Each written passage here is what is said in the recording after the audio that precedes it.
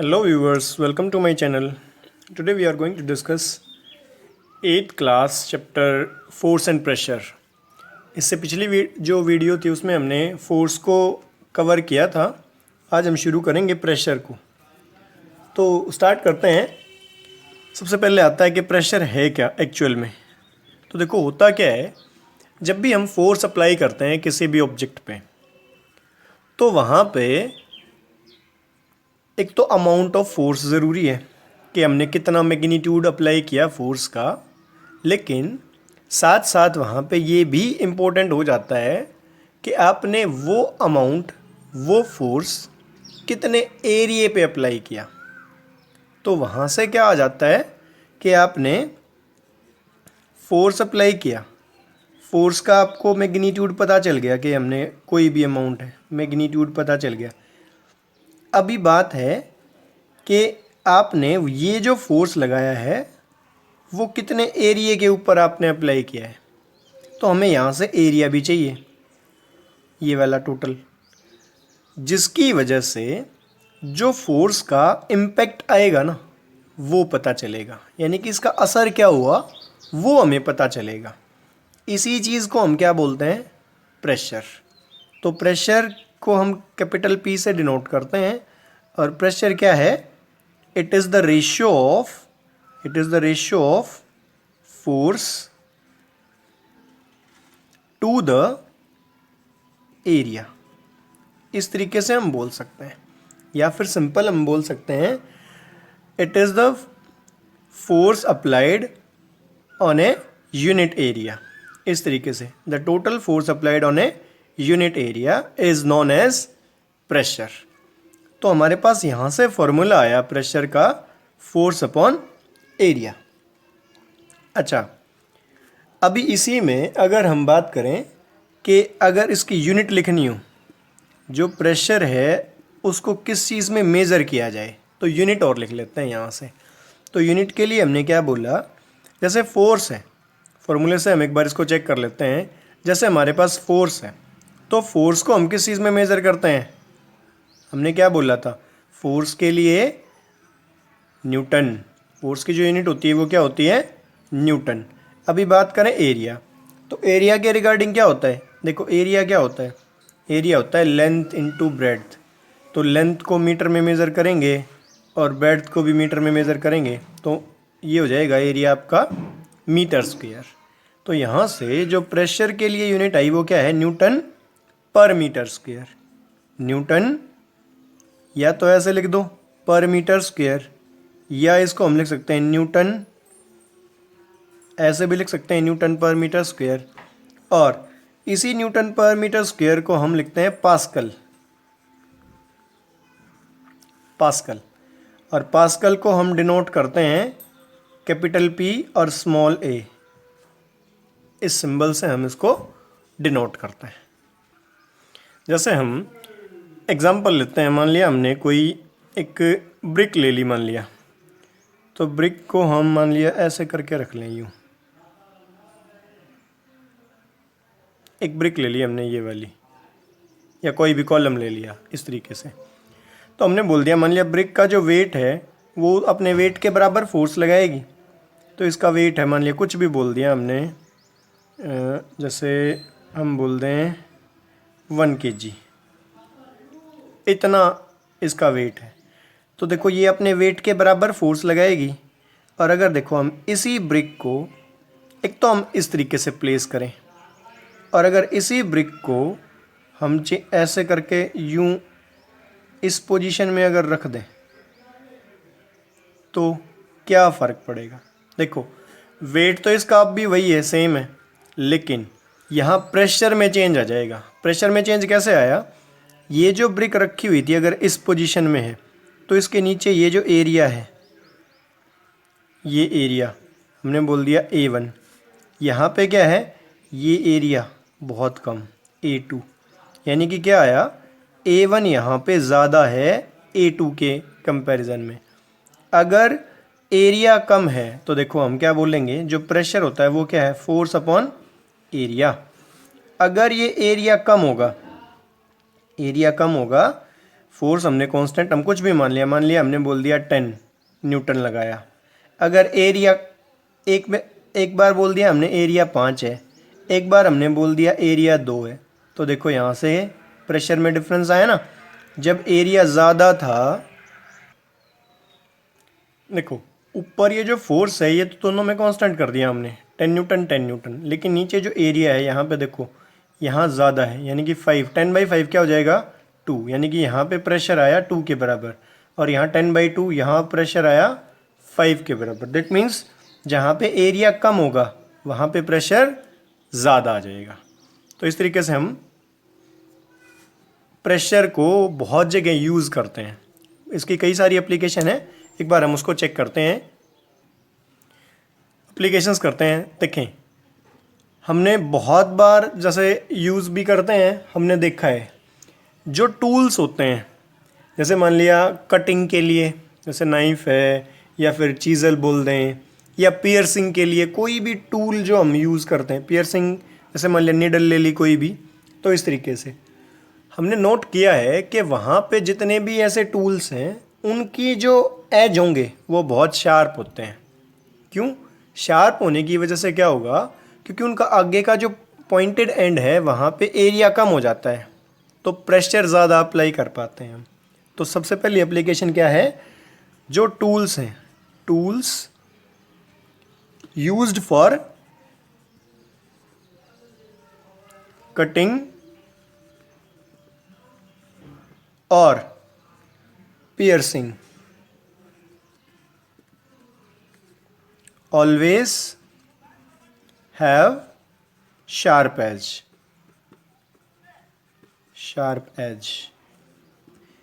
एक तो सबसे इम्पोर्टेंट एप्लीकेशन ये हुई।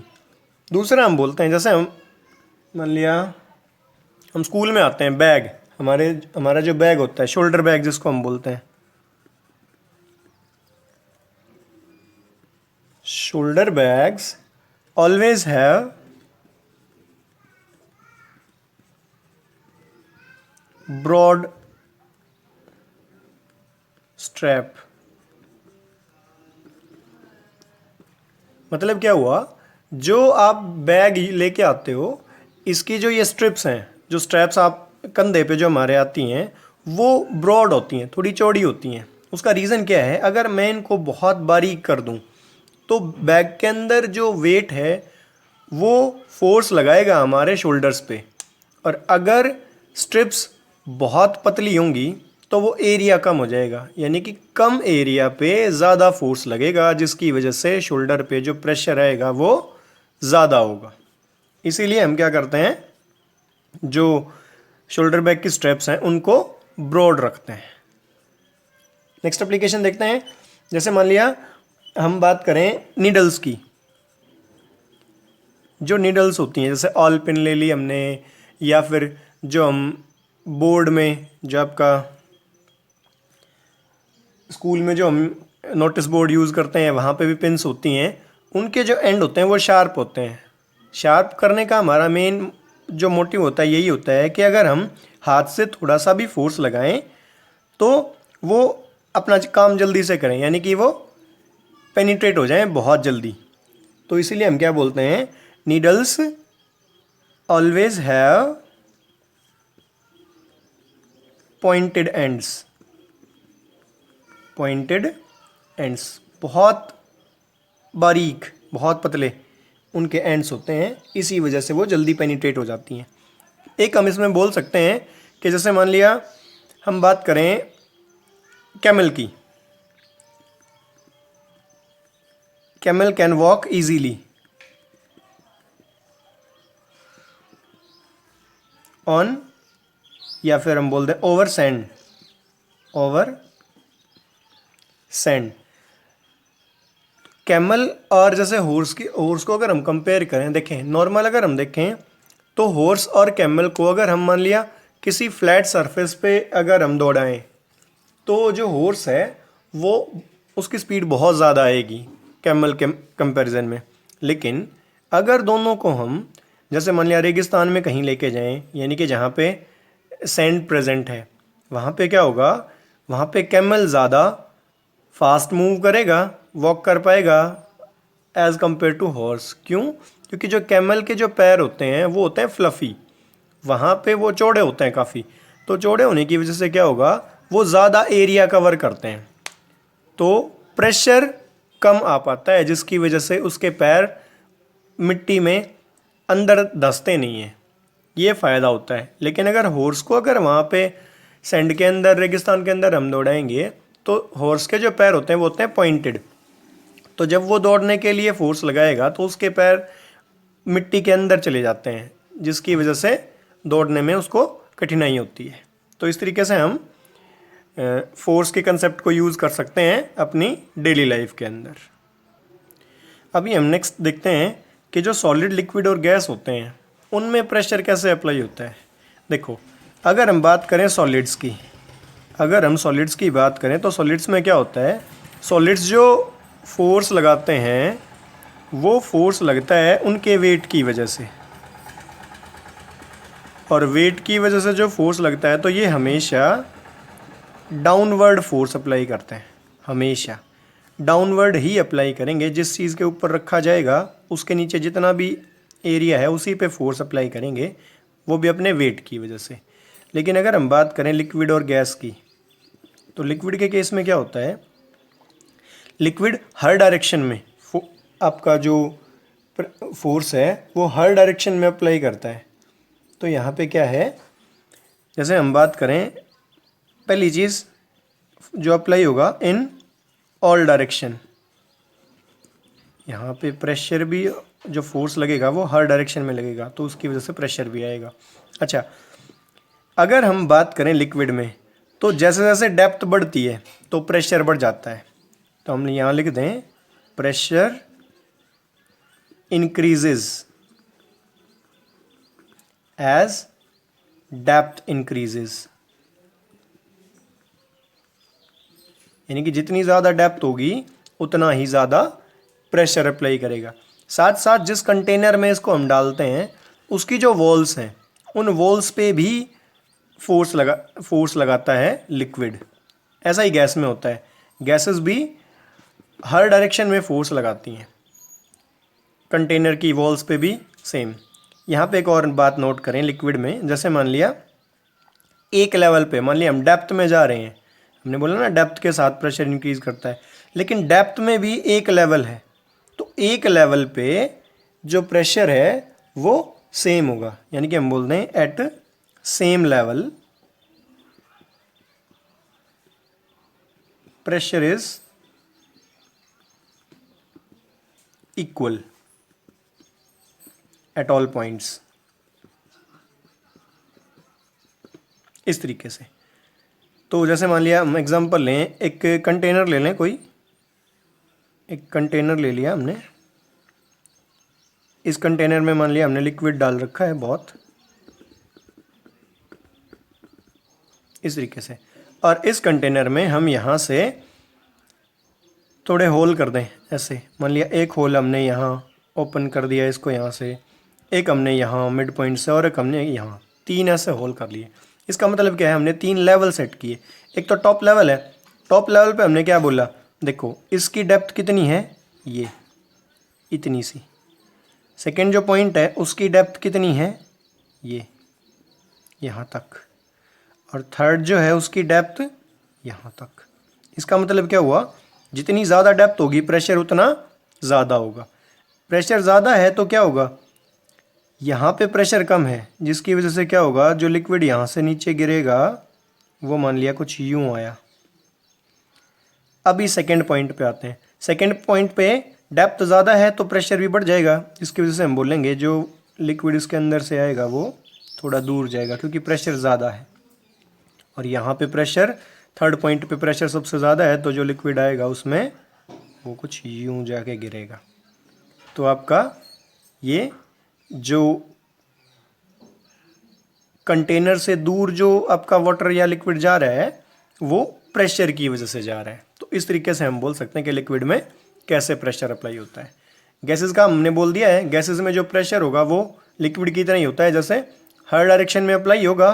और साथ साथ हम बोलें फ्री मॉलिक्यूल्स होते हैं तो जिस भी कंटेनर में इसको हम डालते हैं तो उसकी वॉल्स पे भी ये फोर्स लगाते हैं। अभी नेक्स्ट टॉपिक है आपका एटमॉस्फेरिक प्रेशर। तो एटमॉस्फेरिक प्रेशर में क्या होता है, जैसे हमारी अर्थ है तो हमारी अर्थ के चारों तरफ एक एटमॉस्फेयर है। एटमॉस्फेयर का मतलब है एक बहुत सारी गैसेस प्रेजेंट हैं, और वो जो गैसेस प्रेजेंट हैं वो क्या करती हैं, अर्थ के सरफेस पे फोर्स लगाती हैं, जिसकी वजह से प्रेशर जनरेट होता है। और उसी प्रेशर को हम क्या बोलते हैं, एटमॉस्फेरिक प्रेशर। तो हम क्या बोलेंगे, सिंपल हम बोलेंगे ए लेयर ऑफ गैस या gases is present around the earth surface.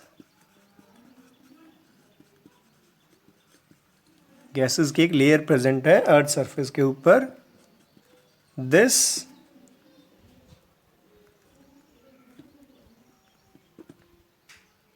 Air बोल दो, या ये जो गैसेस हैं ये बोल दो, एक्सर्ट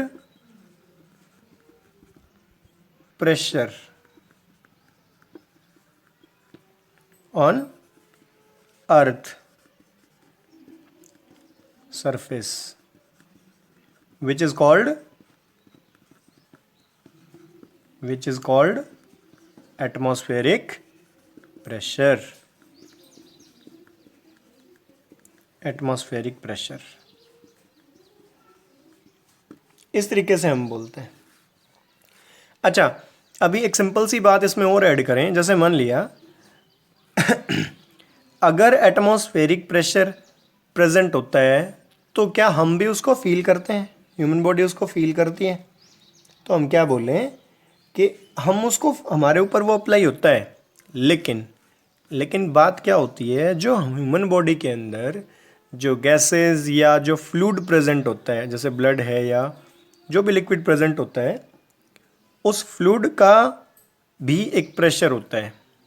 तो जैसे क्या होता है, जितना, जैसे ये मान लिया ह्यूमन बॉडी बोल दिया हमने, जैसे ये बॉडी है ह्यूमन बॉडी, इस ह्यूमन बॉडी के ऊपर बाहर से एटमॉस्फेरिक प्रेशर आपका अप्लाई हुआ, तो होता क्या है, जो हमारी बॉडी के अंदर जो फ्लूइड हैं, जितने भी फ्लूइड्स हैं, ये भी क्या करते हैं, ये बाहर की साइड प्रेशर लगाते हैं यूं करके, जिसकी वजह से जो एटमॉस्फेरिक प्रेशर है और फ्लूइड का जो प्रेशर है वो काउंटर बैलेंस कर लेते हैं एक दूसरे को।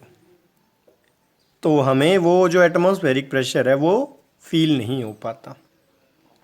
आपने कभी जैसे एक नोट किया हो आपने कभी, जैसे हम बात करें, जैसे हम मान लिया कहीं पे भी हिली एरियाज़ में चले जाएं, तो हिली यानी कि हम बोल दें एट हायर एल्टीट्यूड,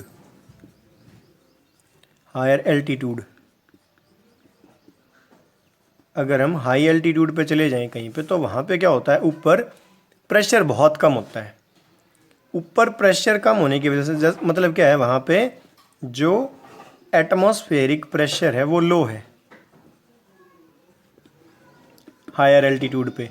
अगर एटमॉस्फेरिक प्रेशर लो है तो ऊपर का प्रेशर कम हो गया, तो ह्यूमन बॉडी का जो फ्लूइड है उसका प्रेशर ज़्यादा हो जाता है, यानी कि जो अंदर ब्लड है उसका प्रेशर ज़्यादा हो जाता है, जिसकी वजह से कई बार क्या हो जाता है, देयर इज़ अ चांस